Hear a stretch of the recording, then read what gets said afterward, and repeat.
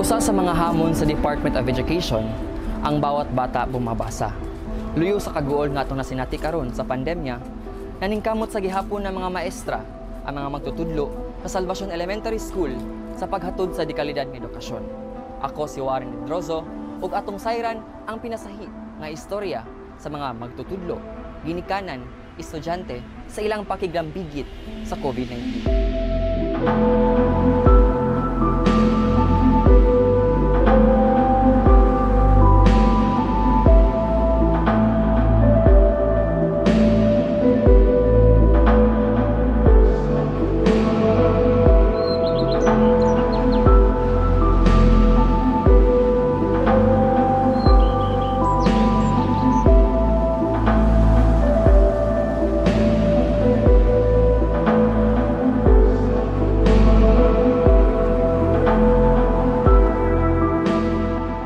Isip pa usa ka reading coordinator sa Salvacion Elementary School, unsa di ay ang tumong ug tinguha nining reading program?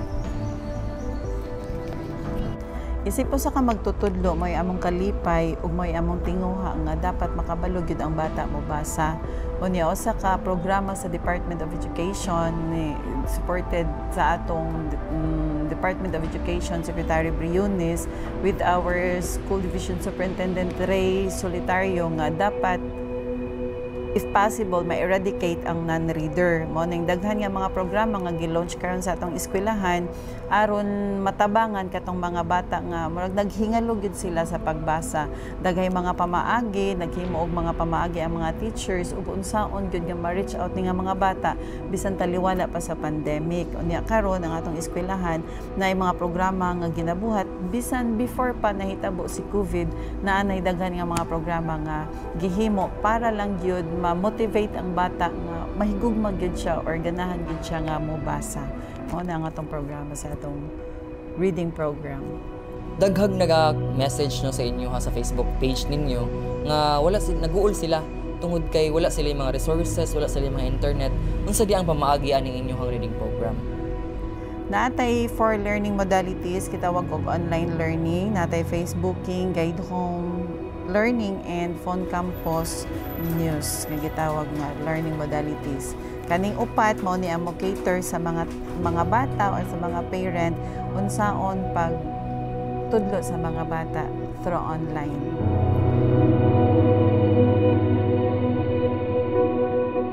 Ako masulti ani regarding sa programa sa school na reading program sa school, ano ni siya kanang timely, no, and dako kayo ni siya impact sa atong mga kabataan, a big help for them, no, sa mga struggling readers of Salvacion Elementary School.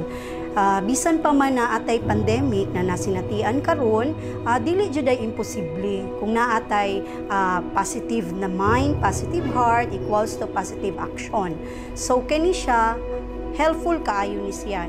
Inubanan pinaagi ning na effort sa team, sa reading team na pinangunuhan sa atong principal na si Ma'am Ai. When it comes to Brigada Eskwela, dili naman ta new normal naman nga ginatawag karon. So dili na pwede ang face to face. In fact, sa mga stakeholders gina-encourage sa atong gobyerno na mo extend help sa school, pinaagi og mga gadgets na dapat na ipang-donate, no, mga gadgets, laptop, kay kini siya big help ni siya sa mga bata na wala siya access sa net, no.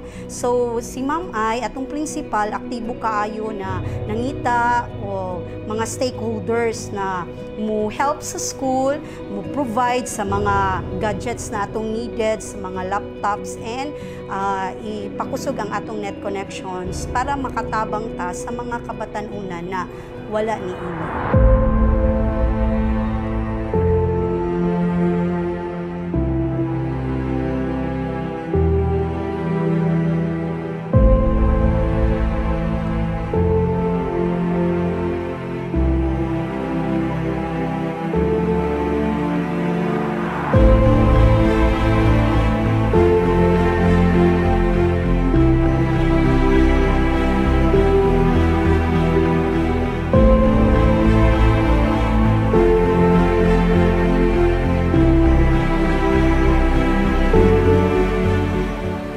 Isip usa ka ginikanan, naguul ko aning bahin aning sa online.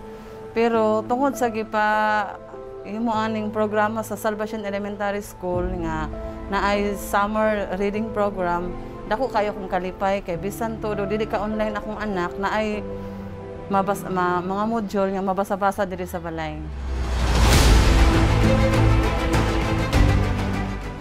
Daghang salamat, ma'am ug sir ka. Bisan kanang di ko ka-online na ako'y basahon diri sa balay. Ang edukasyon sa atong mga bata dili dapat makompromiso. Mas importante ang ilahang seguridad. Sa atuang Bayanihan Act of Love, nubanan sa atong Department of Education, adunay duha ka programa, ang Oplan Balik Eskwela ug ang Brigada Eskwela, kung asa ang atuang mga stakeholders magatabang kanato sa pagpangita og mga gadgets, mga cellphones ug laptops para sa atong gitawag na new normal in education. Dili kabayran ang kahago sa mga magtutudlo nga kinasing-kasing nga nagserbisyo alang sa kaayuhan sa mga estudyante. Mapasalamaton ang Salvacion Elementary School sa Department of Education nga gipanguluhan ni DepEd Secretary Leonor Magtolis Briones o sa Schools Division of Panabo City ang gipanguluhan ni Dr. Renante A. Solitario Seso 6 o sa principal nining tulunghaan nga si Ma'am Irene Pitalcurin. Ako, si Warren Hidrozo, sulong Ido Kalidad.